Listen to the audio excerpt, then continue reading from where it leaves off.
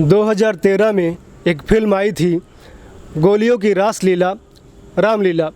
खबर यह है कि उस फिल्म के लिए संजय लीला भंसाली सुशांत सिंह राजपूत को लेना चाहते थे, परंतु उस समय सुशांत सिंह राजपूत यशराज फिल्म्स के कॉन्ट्रैक्ट से बंधे हुए थे और यशराज फिल्म के मालिक आदित्य चोपड़ा ने उनको वह फिल्म करने की अनुमति नहीं दी और आदित्य चोपड़ा ने रणवीर सिंह का नाम आगे किया।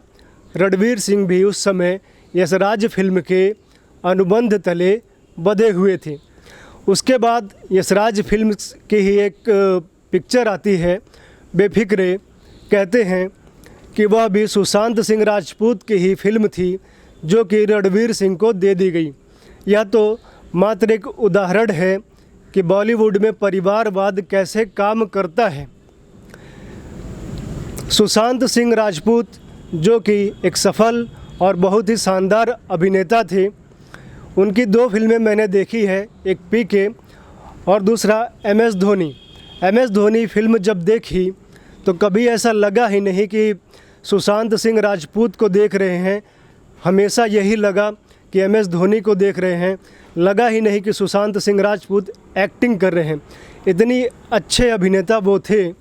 और पीके में उनका छोटा सा रोल था।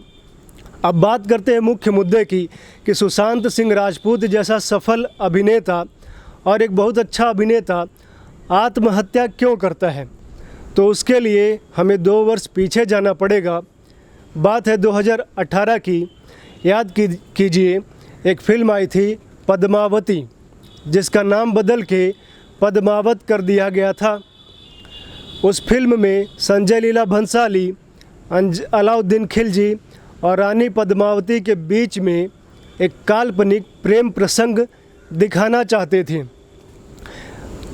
रानी पद्मावती जो थी, उन्होंने 16,000 स्त्रियों के साथ जौहर किया था और जौहर केवल इसलिए किया था कि यह इस्लामी राक्षस उनके शरीर को, उनके मन को स्पर्श भी ना कर सके। और ऐसी भावना से जिस रानी ने और जिस राजपूतों की महिलाओं ने जौहर किया हो, आग में कूद पड़ी हो, उस पे संजय लीला भंसाली प्रेम प्रसंग दिखाना चाहते थे। तो करड़ी सेना ने इसका बहुत विरोध किया था और बाद में उसका नाम बदल के पद्मावत हो गया और उस सीन को डिलीट भी करना पड़ा था। और जब यह सब हो रहा था तो सुशांत सिंह राजपूत इससे बहुत व्यथित हुए थे। उन्होंने कहा था कि वह अपना नाम से राजपूत हटाना चाहेंगे, वह केवल सुशांत सिंह ही रखना चाहेंगे। उनको राजपूत होने में शर्म आ रही थी। ऐसा ही एक और उदाहरण अभी कुछ दिन पहले हुआ। एक क्रिकेटर हैं रविंद्र जडेजा, जिन्होंने ट्विटर पे एक वीडियो डाला, अपने बैट को तलवार की भांति तलवार को भाजते हुए एक वीडियो डाला और उसमें हैशटैग लिखा राजपूत बॉय।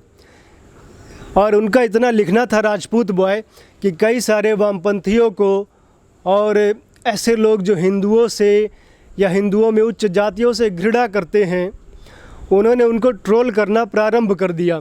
परंतु रविंद्र जडेजा इससे घबराए नहीं। उन्होंने बाद में फिर से वीडियो डाला और फिर से लिखा राजपूत बॉय।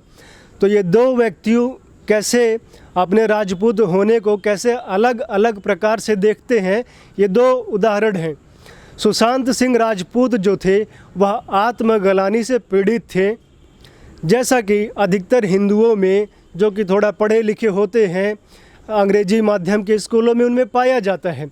क्योंकि वामपंथियों ने लगातार हमारे इतिहास से छेड़छाड़ करके हिंदुओं में इस तरह की भावना, और विशेष करके जो हिंदुओं में ब्राह्मण, क्षत्रिय हैं और बनिए हैं, उनको इस तरह से प्रस्तुत करते हैं कि उन्होंने ही सारा अन्याय किया है और वो उनके जो बच्चे होते हैं वो आत्मग्लानि से पीड़ित होते हैं, भले ही उन्होंने अपने जीवन में ना कभी ऐसा देखा हो और ना कभी ऐसा किसी के साथ व्यवहार किया हो। लेकिन इस तरह से बॉलीवुड में भी आप देखिए, इस तरह की फिल्मों में बनिया को किस तरह से धूर्त, ब्राह्मण को ठग और क्षत्रिय को हमेशा लुटेरा, डाकू दिखाया जाता है। तो ये एक नैरेटिव, एक प्रोपेगेंडा लगातार फिल्मों के माध्यम से, उपन्यासों के माध्यम से चलाते हैं। और सुशांत सिंह राजपूत पढ़ने लिखने में चूँकि बहुत अच्छे थे, अंग्रेजी माध्यम इसी तरह की पुस्तकें पढ़ के बड़े हुए थे। कई तरह के उन्होंने एग्ज़ाम्स में जो ऑल इंडिया लेवल के बड़े बड़े एग्ज़ाम होते हैं इंजीनियरिंग के, उसमें वो बहुत अच्छी rank, all India rank holder भी वो रहे थे।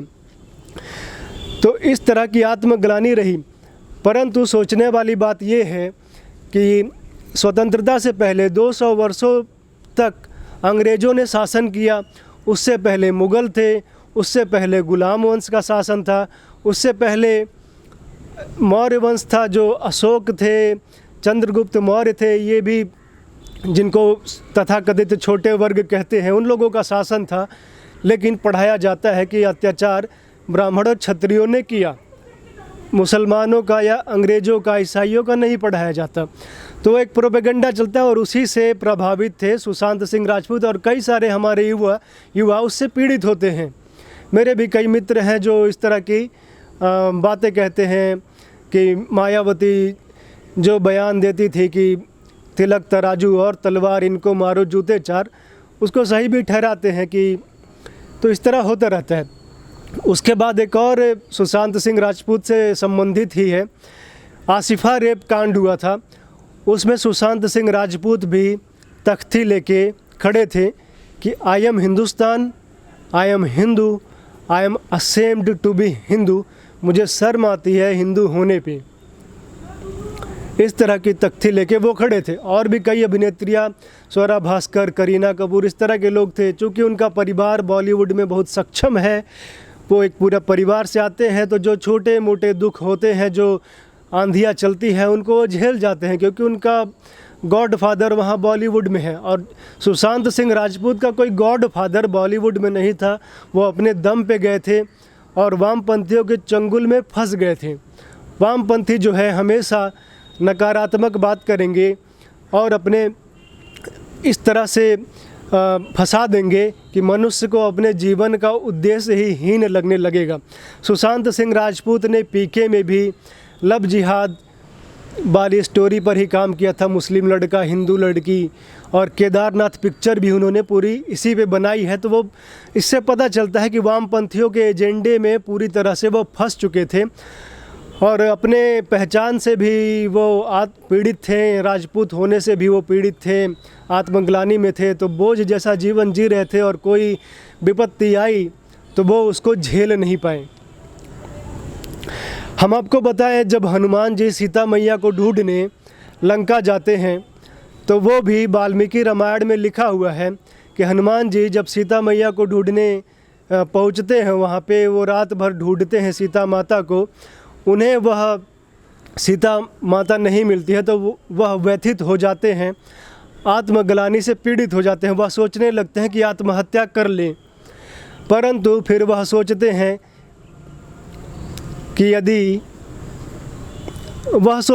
कि यदि मैं बिना समाचार लिए, बिना सीता मैया की प्राप्ति का समाचार लिए भगवान श्री राम तक पहुंचूंगा, उनको यह समाचार सुनाऊंगा, तो वह इस बात को सहन नहीं कर पाएंगे और सीता मैया के पीड़ा में आत्महत्या कर लेंगे।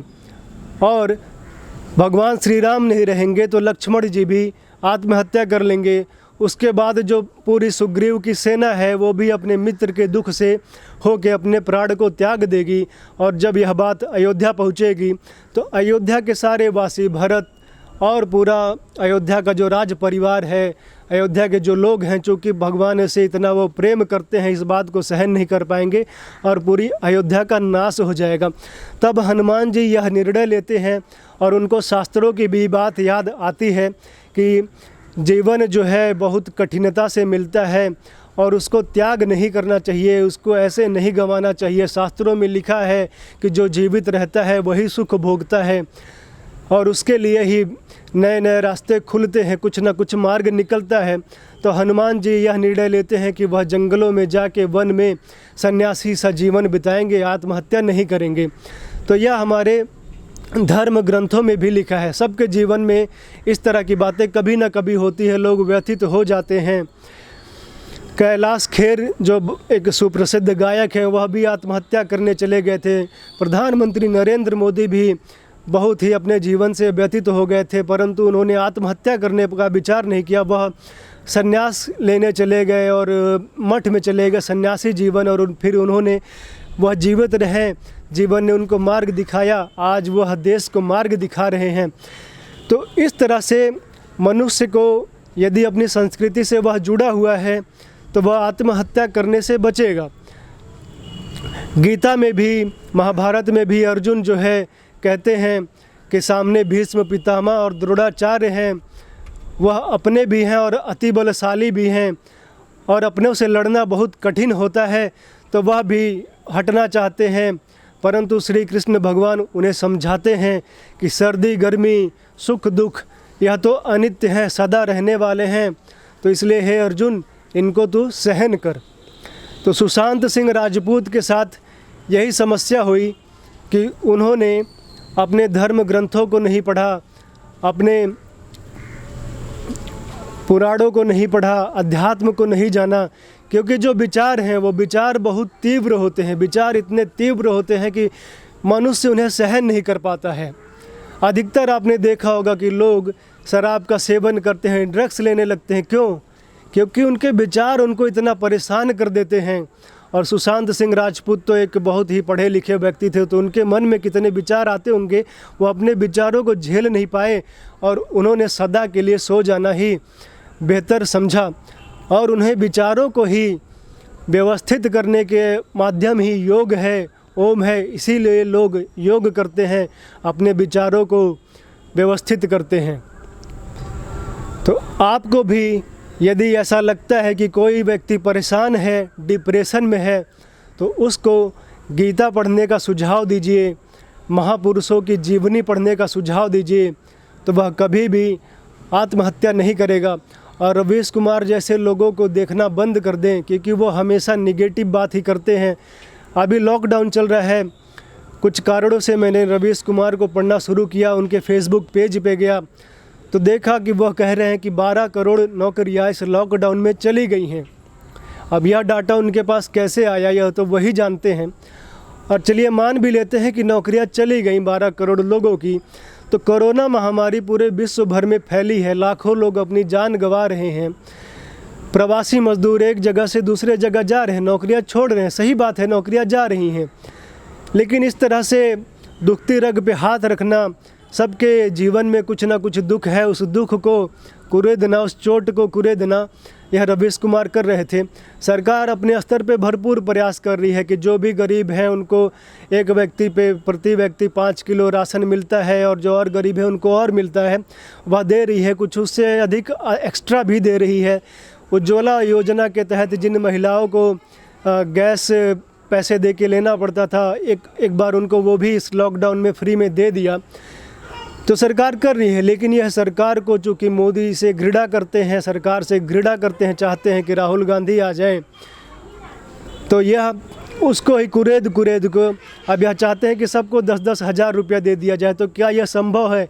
या उसकी बात तो करेंगे कि यह गलत हो रहा है, तो गलत तो हो रहा है, लोग परेशान तो हैं ही, लेकिन इस लॉकडाउन में लोग चूँकि अब पहले से परेशान हैं, आप इस तरह से परेशान करेंगे तो इस तरह के लोग कदम उठाते हैं। तो ऐसे लोगों को देखना बंद करें, अपने आसपास सकारात्मक लोगों को रखें। और सबसे अच्छा जो मैंने आज तक देखा है, गीता से अच्छा कुछ भी नहीं है जो आपको अपने दुखों को, आने वाले आंधियों को झेलने की क्षमता देता हो। तो गीता पढ़िए और पढ़ाइए। आप देखते रहिए प्यारा भारत। धन्यवाद।